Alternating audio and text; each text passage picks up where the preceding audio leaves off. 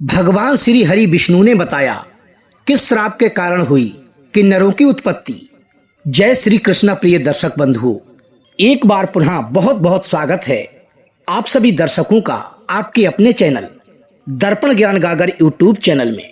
प्रिय सज्जनों, आज आपके समक्ष बहुत ही ज्ञानवर्धक व रहस्यमयी कहानी लेकर के हम हाजिर हुए हैं।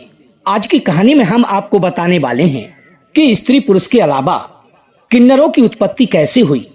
ये सब जानने के लिए प्रिय सज्जनों, आप सभी दर्शक बंधुओं से मेरी एक विनती है, वीडियो को लाइक करके चैनल को सब्सक्राइब अवश्य कर लें, अच्छे अच्छे कमेंट करें, बेल आइकन प्रेस कर लें ताकि हर आने वाली वीडियो की नोटिफिकेशन सबसे पहले आपको प्राप्त हो सके और प्रिय सज्जनों आप उसका लाभ उठा सके।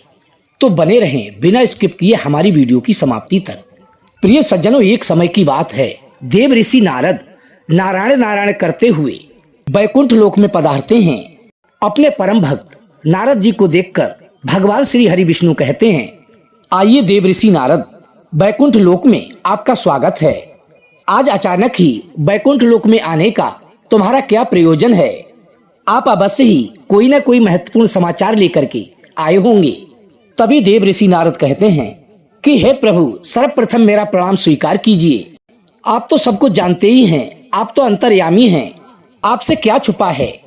तन की जाने मन की जाने, जाने चित्त की चोरी, मेरे प्रभु से क्या छुपा है जिनके हाथ में सबकी डोरी। और आप फिर भी अनजान बन रहे हैं। इस ब्रह्मांड के कण कण में आपका ही तो वास है, मेरे भीतर भी आपका ही वास है। आप भली भांति जानते हैं कि मैं आपके पास किस प्रयोजन से आया हूँ। तभी प्रिय सज्जनों भगवान श्री हरि विष्णु कहते हैं, हे देव ऋषि नारद, मैं अवश्य ही जानता हूँ कि तुम्हारे मन में क्या चल रहा है और आज तुम समस्त मानव जाति के कल्याण के उद्देश्य से ही यहाँ पधारे हो। इसलिए तुम्हारे मन में जो भी शंका है अर्थात जो भी प्रश्न उठ रहे हैं, मुझसे निसंकोच होकर पूछिए। यदि आप आज्ञा दें तो आपसे मैं एक प्रश्न का उत्तर जानना चाहता हूँ जो कि मुझे बहुत ही विचलित किए हुए है। तभी भगवान श्री हरि विष्णु कहते हैं कि हे देव ऋषि नारद, तुम्हारे मन में जो भी प्रश्न है, जो भी तुम्हारी जिज्ञासा है, मुझसे निसंकोच कहिए। तभी देव ऋषि नारद भगवान श्री हरि विष्णु से कहते हैं कि हे प्रभु, भगवान ब्रह्मदेव ने सृष्टि की रचना करते समय स्त्री और पुरुष का निर्माण किया था और दोनों को ही एक दूसरे का पूरक बनाया है। किंतु प्रभु, एक बात मेरी समझ में नहीं आती कि किन्नरों की उत्पत्ति कहां से हुई, जो कि पूर्ण रूप से ना तो पुरुष हैं और ना ही स्त्री। तभी प्रिय सज्जनों भगवान श्री हरि विष्णु देव ऋषि नारद को समझाते हुए कहते हैं कि हे देव ऋषि नारद, आज तुमने बहुत ही उचित और जानने योग्य प्रश्न किया है। आज तुम्हारे इस प्रश्न का उत्तर मैं महाराज सुधमन की कथा से समझाने की कोशिश करूंगा। तभी देव ऋषि नारद कहते हैं कि हे प्रभु, महाराज सुधमन कौन थे और उनकी क्या कथा है, आप मुझे अतिशीघ्र सुनाइए। तभी भगवान श्री हरि विष्णु कहते हैं, हे देव ऋषि नारद, आज जो कथा मैं तुम्हें सुनाने जा रहा हूँ, उस कथा के माध्यम से तुम्हारे मन की जो जिज्ञासा है अर्थात तुम्हारा जो प्रश्न है, उसका उत्तर तुम्हें भली भांति प्राप्त हो जाएगा और तुम्हारे मन की सारी शंका समाप्त हो जाएगी। इसीलिए तुम इस कथा के लिए पूरी व ध्यान पूर्वक अवश्य सुनना, क्योंकि जो भी इस कथा के लिए पूरी व अंत तक सुनता है उसके समस्त पापों का स्वतः ही नाश हो जाता है। तभी देव ऋषि नारद कहते हैं, हे प्रभु, मैं इस कथा के लिए पूरा अवश्य सुनूंगा। अब अधिक विलंब न करते हुए आप कथा प्रारंभ कीजिए। अब प्रिय सज्जनों भगवान श्री हरि विष्णु देव ऋषि नारद के लिए महाराज सुधमन की कथा सुनाने लगते हैं। वो नारद जी को समझाते हुए कहते हैं कि हे देव ऋषि नारद, पूर्व काल की बात है, पृथ्वी लोक पर सुधमन नाम के एक राजा राज्य करते थे। वे बड़ा ही पराक्रमी, धर्मपरायण, सत्य धर्म का पालन करने वाले सूरवीर और जितेंद्रिय राजा थे। उन्होंने सदैव ही अपने कर्मों द्वारा अपने कुल का गौरव बढ़ाया था। महाराज सुधमन दानवीर और एक सच्चे सूरवीर राजा थे। उनके राज्य की प्रजा उनसे बहुत ही प्रसन्न रहा करती थी और वे भी अपनी प्रजा के लिए पुत्र के समान प्रेम करते थे। एक दिन महाराज सुधमन अपने घोड़े पर सवार होकर शिकार खेलने के लिए जंगल में चले गए। उनके साथ कुछ सैनिक और उनके कुछ मंत्री भी थे। महाराज सुधुम्न ने अपने कानों में कमनीय नाम के कुंडल पहन रखे थे और उनके हाथ में गर्भ नाम का धनुष था और बाणों से भरा तरकस धारण करके जंगल में पहुंचकर शिकार की तलाश में भ्रमण करने लगे। उसी जंगल के समीप एक कुमार नाम का जंगल था जो कि बहुत ही सुंदर व रमणीक था।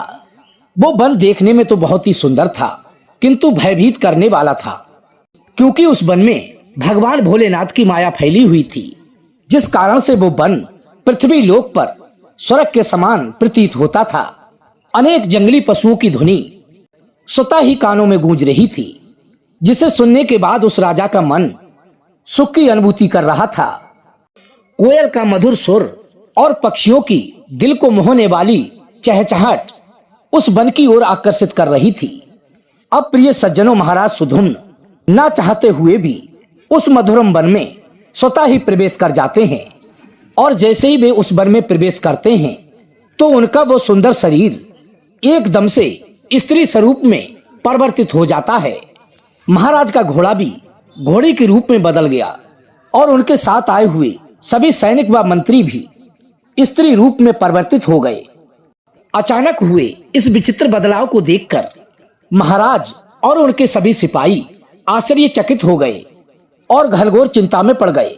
वे मन ही मन सोचने लगे, ये एकदम से क्या हो गया। महाराज सुधुम्न अपने स्त्री रूपी शरीर को देखकर एकदम से बहुत ही दुखी हो जाते हैं और अपने आप के लिए बहुत ही लज्जित महसूस करते हैं। तभी वे अपने सिपाहियों से कहने लगे, आज ही हमारे साथ क्या अनिष्ट हो गया है। हम सभी अचानक से पुरुष से स्त्री कैसे बन गए। अब हम क्या करें।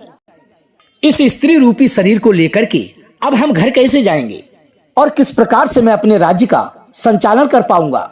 हमारी प्रजा हमको देखकर क्या कहेगी, अपने मन में क्या सोचेगी। तभी प्रिय सज्जनों, देवऋषि नारद जी भगवान श्री हरि विष्णु से कहते हैं कि हे प्रभु, आपने तो ये बहुत ही आश्चर्य की बात कही है। देवताओं के समान तेजस्वी राजा सुधुम्न को एक स्त्री का शरीर कैसे प्राप्त हो गया, इसका क्या कारण है। कृपया मुझे शीघ्र बताइए। उस रमणीक वन में राजा ने ऐसा कौन सा कार्य कर दिया जिससे वे पुरुष से स्त्री बन गए। कृपया करके विस्तार पूर्वक मुझे ये सारी बात समझाइए। तभी भगवान श्री हरि विष्णु कहते हैं कि हे देवऋषि नारद, इसके पीछे भी भगवान भोलेनाथ की ही माया है। भगवान शिव की माया से ही महाराज सुधुम्न को, उनके घोड़े व सिपाहियों को स्त्री रूपी शरीर प्राप्त हुआ है। इसलिए अब तुम मेरे द्वारा सुनाई जाने वाली इस कथा को ध्यान पूर्वक सुनो। एक समय की बात है, भगवान भोलेनाथ और माता पार्वती इसी वन में एकांत में विहार कर रहे थे।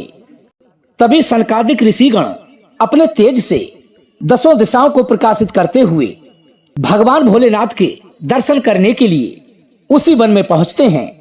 और हे देवऋषि नारद, इस बात को तो तुम भली भांति जानते ही हो कि सनकादिक ऋषियों के लिए किसी प्रकार का कोई भी बंधन नहीं है। वो कहीं भी बिना रोक टोक जा सकते हैं। फिर जब वे ऋषिगण भगवान भोलेनाथ के दर्शन हेतु उस वन में पहुंच गए तो उन्होंने क्या देखा।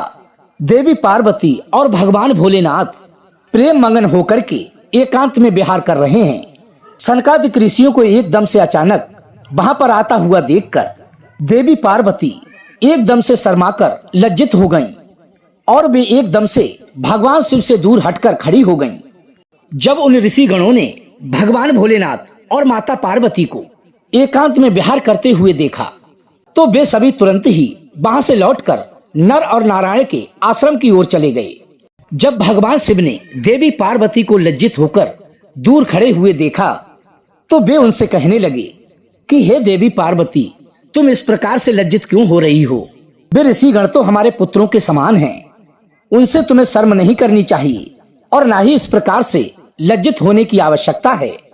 तभी देवी पार्वती कहने लगी कि हे प्रभु, स्त्री को अपने पुत्र के सामने कभी भी पति के साथ विहार नहीं करना चाहिए। उसे सदैव ही पर्दा व मर्यादा में रहना चाहिए। आपने तो कहा था जिस स्थान पर हम भ्रमण करने जा रहे हैं उस स्थान पर कोई भी नहीं आएगा, तो फिर हमारे एकांत में विघ्न उत्पन्न करने के लिए ये ऋषिगण कहां से आ गए। आप तुरंत ही कोई ऐसा उपाय कीजिए जिससे कोई भी इस वन में ना आ सके। और हम निश्चिंत होकर के इस वन में विहार कर सकें। अन्यथा मैं आपके साथ कभी भी इस वन में विहार करने नहीं आऊंगी और तत्काल अभी यहाँ से चली जाऊंगी। तभी भगवान शिव ने कहा कि हे देवी पार्वती, ठीक है, तुम्हारे इस दुख को दूर करने के लिए मैं अभी प्रबंध किए देता हूँ। आज से यदि कोई पुरुष भूल से भी इस वन में आ जाएगा तो वो स्वतः ही स्त्री रूप में परिवर्तित हो जाएगा। तो हे देवऋषि नारद, उस दिन से जो कोई भी पुरुष उस वन में जाता है तो वो स्वतः ही स्त्री रूप में परिवर्तित हो जाता है। जो लोग ये जानते हैं कि उस वन में भगवान भोलेनाथ की माया फैली हुई है, वे भूल से भी उस वन में प्रवेश नहीं करते हैं। किंतु देवऋषि नारद, महाराज सुधुम्न इस बात को नहीं जानते थे और वे अज्ञानवश अपने सिपाहियों के साथ उस वन में प्रवेश कर गए और भगवान भोलेनाथ की माया के प्रभाव में आकर के उनका पुरुषत्व नष्ट हो गया और वे स्त्री रूप में परिवर्तित हो गए। स्त्री का शरीर प्राप्त होने के बाद महाराज सुधुम्न लज्जावश अपने घर नहीं गए और उसी वन में इधर उधर भटकने लगे। स्त्री का शरीर प्राप्त होने के कारण उनका नाम इला पड़ गया। इस प्रकार से महाराज सुधुम्न इला के रूप में उस वन में अपनी सखियों के साथ इधर उधर भटकने लगे। एक दिन वे उसी वन में एक सुंदर जलाशय के पास क्रीड़ा कर रहे थे। उसी समय चंद्रमा के पुत्र बुध उसी स्थान से गुजर रहे थे। अनेक स्त्रियों के साथ भ्रमण करती हुई उस रूपवती इला को देखकर चंद्रमा के पुत्र बुध उस पर मोहित हो गए और उसी क्षण उनके मन में उस इला को पाने की इच्छा प्रबल हो गई। और जब इधर इला ने भी बुध का सुंदर रूप देखा तो वे भी चंद्रमा पुत्र बुध पर मोहित हो गईं और उन्हें अपना पति बनाने के लिए एकदम से व्याकुल हो उठी। इस प्रकार से इला और बुध दोनों ने एक दूसरे को देखकर अपने मन की बात एक दूसरे से कह दी। और हे देवऋषि नारद, परस्पर अनुराग के कारण उन दोनों ने विवाह कर लिया और कुछ समय पश्चात उन दोनों के संयोग से एक पुत्र का जन्म हुआ जिसका नाम पुरुरवा रखा गया, जो कि आगे चलकर एक चक्रवर्ती सम्राट के नाम से विख्यात हुआ। अब अपने पुत्र को जन्म देने के बाद वो इला उसी वन में रहने लगी। फिर एक दिन वो इला अपने पहले के पुरुष रूप को याद करके बहुत ही चिंता मग्न हो जाती है। तभी उसने मुनि श्रेष्ठ वशिष्ठ जी का स्मरण किया। इला के द्वारा स्मरण करते ही मुनिवर वशिष्ठ जी उस स्थान पर प्रकट हो गए और मुनि वशिष्ठ इला से कहने लगे कि हे देवी, आप किस कारण से इतनी दुखी नजर आ रही हैं? आपका क्या दुख है, मुझे निसंकोच बताइए। यदि कोई गोपनीय बात नहीं है तो तुम मुझे अपने दुख का कारण बता सकती हो। तभी वो इला ऋषि वशिष्ठ से कहने लगी कि हे मुनिवर, इस वन में आने से पहले मैं एक पुरुष थी और मेरा नाम सुधुम्न था, किंतु इस वन में आते ही एकदम से मेरा शरीर पुरुष से स्त्री रूप में परिवर्तित हो गया। ऐसा किस कारण से हुआ, कृपया मुझे स्पष्ट बताओ। तभी मुनि वशिष्ठ जी कहते हैं कि हे देवी, शायद तुम इस बात को नहीं जानती हो, इस वन में भगवान शिव की माया फैली हुई है। उन्होंने इस वन के लिए ऐसा श्राप दिया है कि जो कोई भी पुरुष इस वन में प्रवेश करेगा वो स्वतः ही स्त्री बन जाएगा। इसी भगवान शंकर की माया के कारण तुमने ये स्त्री का शरीर धारण किया है। तभी वो इला कहने लगी, हे मुनिवर, कृपा करके आप मुझे पूर्व वाला शरीर प्रदान कीजिए, क्योंकि पहले मैं एक राजा था और मेरी प्रजा अब मेरे बिना बहुत ही दुखी होगी और ऐसी हालत में मैं अपने राज्य को वापस नहीं लौट सकती। ऋषि वशिष्ठ से महाराज सुधुम्न की ऐसी हालत देखी नहीं गई, क्योंकि वे महाराज बहुत ही सूरवीर और पराक्रमी राजा थे, किंतु भगवान भोलेनाथ की माया के कारण उन्हें स्त्री का रूप प्राप्त हो चुका था। वशिष्ठ जी कहने लगे, हे वत्स, तुम बिल्कुल भी चिंता मत करो, मैं भगवान भोलेनाथ से प्रार्थना करके तुम्हारी सहायता अवश्य करूंगा। तभी वशिष्ठ जी ने उसी स्थान पर समस्त जीवों का कल्याण करने वाले भगवान भोलेनाथ की आराधना करना प्रारंभ कर दिया और अंत में भगवान शिव ऋषि वशिष्ठ की तपस्या से बहुत ही प्रसन्न हुए और साक्षात प्रकट होकर उनसे कहते हैं कि हे मुनिवर, मैं तुम्हारी भक्ति से अत्यंत प्रसन्न हूँ। आपको जो भी मनवांछित वर चाहिए वो मुझसे निसंकोच मांग लो। तभी प्रिय सज्जनों वशिष्ठ जी, भगवान भोलेनाथ से कहने लगे कि हे प्रभु, आपके दर्शन मात्र से ही मेरा व्रत सफल हो गया। हे भोलेनाथ, मेरी तो बस यही कामना है, आप मेरे शिष्य सुधुम्न को पुनः पुरुष बना दीजिए। तभी भगवान भोलेनाथ ने कहा कि हे मुनिवर, मेरी ही माया के कारण महाराज सुधुम्न को स्त्री का शरीर प्राप्त हुआ है, इसलिए मैं ही इसे पुनः पुरुष का शरीर प्रदान करता हूँ। किंतु राजा सुधुम्न 1 महीने स्त्री बनकर रहेंगे और 1 महीने पुरुष। इतना कहने के बाद प्रिय सज्जनों, भगवान भोलेनाथ उस स्थान से अंतर्ध्यान हो जाते हैं। इस प्रकार वशिष्ठ जी की कृपा से और भगवान भोलेनाथ के आशीर्वाद से महाराज सुधुम्न को 1 मास के लिए पुरुष का शरीर प्राप्त हुआ और 1 मास के लिए स्त्री का। अब वे अपने राज्य को वापस लौट गए और सुखपूर्वक अपना राजकाज चलाने लगे। जब महाराज पुरुष के रूप में होते तो वे अपने राज दरबार में जाकर के राज्य किया करते थे और अपने राज्य का भ्रमण करते थे। और जब वे 1 महीने के लिए स्त्री रूप में आ जाते तो वे वन में आकर ही रहने लगते थे। अपने महाराज के ऐसे विचित्र व्यवहार से उनकी प्रजा बहुत ही दुखी रहने लगी। अब उनकी प्रजा पहले की तरह महाराज सुधुम्न का सम्मान नहीं करती थी।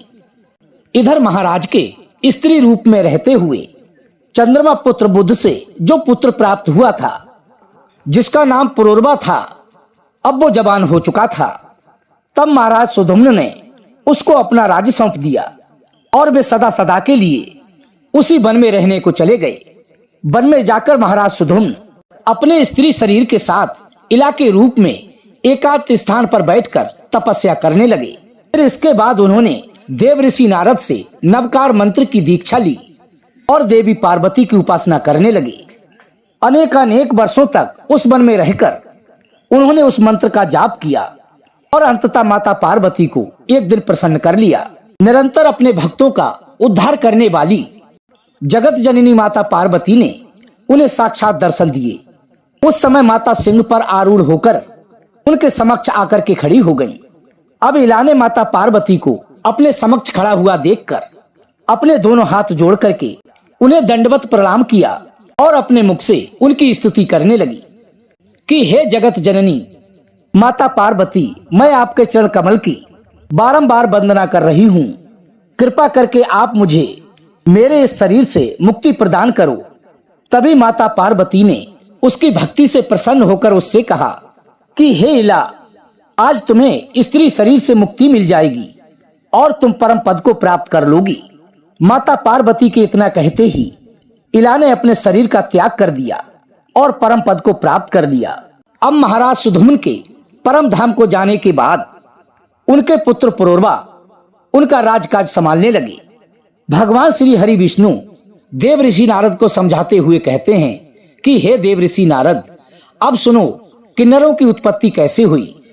जब महाराज सुधुम्न अपने सिपाहियों के साथ उस वन में पहुंचे थे और उनके जो सिपाही थे वे सभी किन्नर बनकर सुमेरु पर्वत के पास जाकर निवास करने लगे।